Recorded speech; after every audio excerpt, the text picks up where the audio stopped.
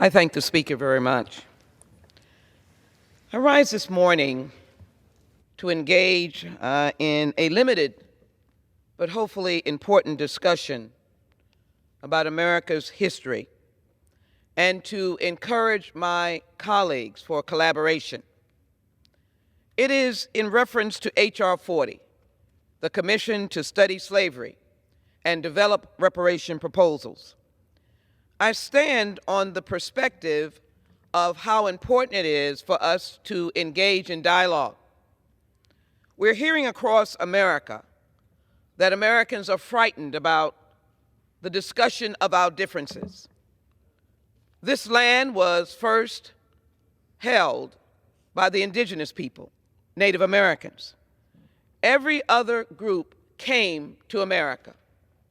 Whether or not you're of European heritage, Hispanic heritage, Asian Pacific, Southeast Asian, or whether you are African heritage.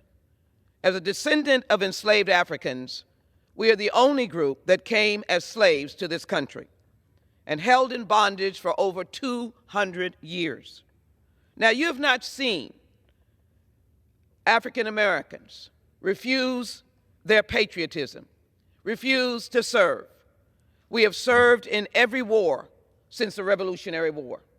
You've never seen African Americans not shed or refuse to shed blood for the freedom of this country or to wear the uniform.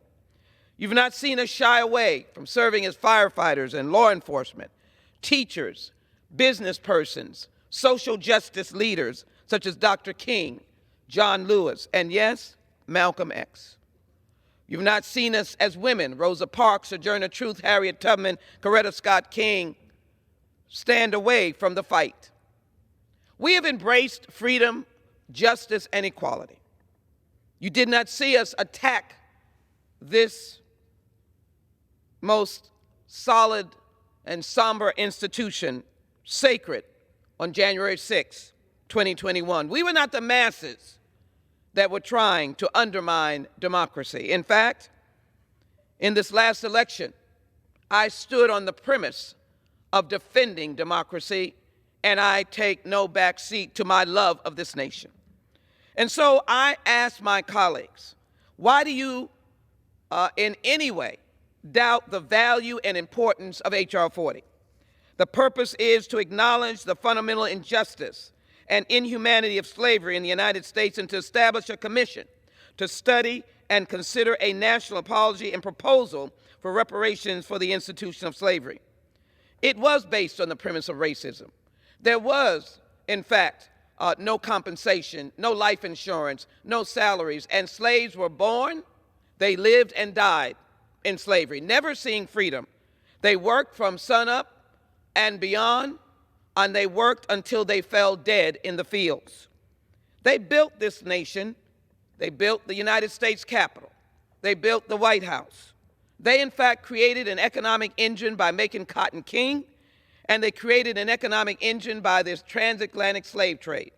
The traders decided to stop trading spices and gold and to use the human beings that they marched for 300 miles to weaken the slaves so they would not have a fight before getting on those ships. Many dropped into the watery grave before they got on. Many died in the dark passage. But yet here we are today. And so this is not a pointing the finger. This is not accusatory. This is, in fact, a reconciliation. I insist that we establish this commission, and we must establish it by a vote or establish it by executive order. Reverend Mark Thompson said, a political activist for social justice, said, if we were granted H.R. 40 by executive order, it would be America once and for all saying black lives actually do matter and this nation must be repaired. It is restoration and repair, but it stands on the basis of facts. There is no doubt that we have been impacted, that DNA in the trajectory of slavery to today. For example, at COVID, black African Americans got COVID at a rate nearly 1.5 times higher than that of white people, or hospitalized at a rate nearly 4 times higher and 3 times likely to die. COVID hit us very desperately. Interestingly, a recent peer-reviewed study from Harvard Medical School suggests that reparations for African Americans could have cut COVID-19 transmission and infection rates, both among blacks and the population at large. Reparations are curative. They're not punishment. The analysis continued to look at data throughout the nation.